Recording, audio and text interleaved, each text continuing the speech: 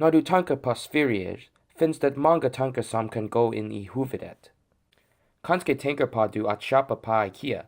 Eller kanske tänker du på att lyssna till Waterloo av ABBA.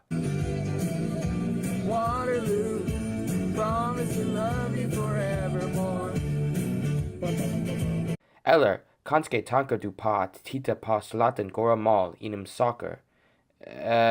Jag menar fotboll. Jag har Zlatan.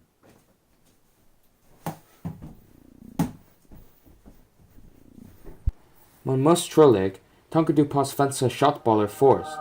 Jag vet att jag tänker på dem.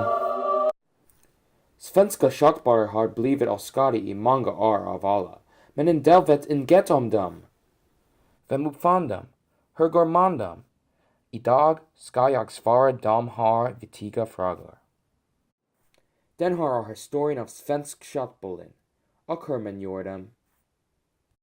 Berättelsen börjar I tidigt av 1700-talet I det svenska riket. Vad var svenska riket, du frågar? Trots att Sverige är känt nu som ett neutralt land, var den ett rike som styrde många territorier I en tid som heter stormaktstiden. För ett århundrade kontrollerade Sverige mesta Skandinavien, men det har bytte när Karl XII blev kungen. Karl XII var en erfaren härskare, och hans territorier såg det här som en chans att vinna sitt frihet. De förande snabbt ihop och förklarade krig mot Sverige. Det kriget heter Stora Nordiska kriget nu, och det varade mer än ett decennium.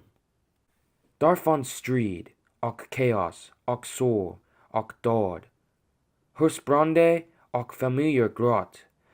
Men bara viktigt faktumet som du borde veta är att Karl XII flydde till Turkiet. Det var här I Turkiet att han åt sin första svensk köttbulle. Vad? Vänta? Ja, det var vad jag sa. Den första svenska köttbullen var turkisk. Svenska köttbullen är inte en svensk uppfinning alls, men istället är de en turkisk uppfinning. Förra året erkände svenska regeringen till sina århundraden av bluff på Twitter. Titta på det här! Kanske är det ett sorgligt meddelande för många svenska purister, liksom oskare av Ikea, men de smakar jättebra fortfarande, så vem bryr verkligen sig om det?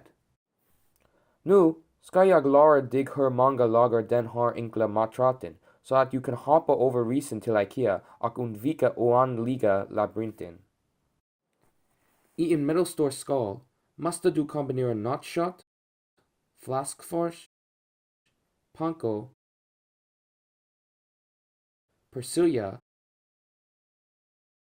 kryddpeppar, muskatnöt, lockpulver, vitlökspulver, peppar,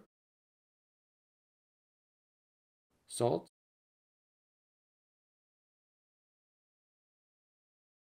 och ett ägg.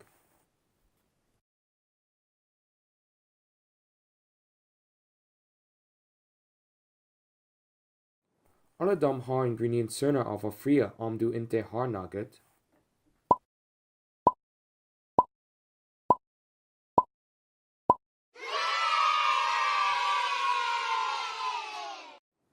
Också är mätningar bara för svaga människor, så gissa på hur mycket av varje ingrediens är nödvändig för att det fungerar. Blanda grundligt till det kombinerar ihop. Det borde se liknar det här. Att jag tror.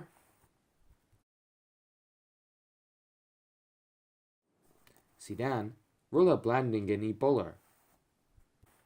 Du kan göra dem små, eller stora, eller kvadratiska, eller formade som den turning torso, eller en bil, eller en fotboll, eller en eller en fika. Men bara dom all alternativen är acceptabla. Det har menar absolut inga effeltornen. Nu varm lite olja till en medelhög temperatur i en stor panna. Lägg köttbullarna i pannan och använd dem kontinuerligt till de är bruna och helt kokta.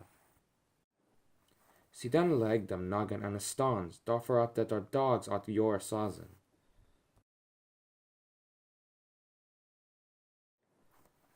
Lägg smör och mjöl i pannan och omrör dem försiktigt. När blandningen är brunnit, den är rättligt bra. Håll in en liten köttbuljon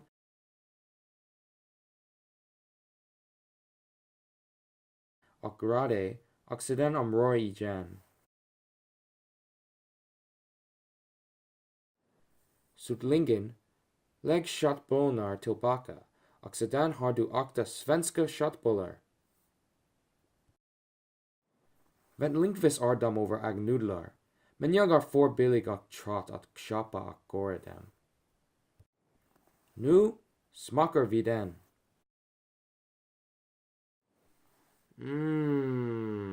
Fantastiskt.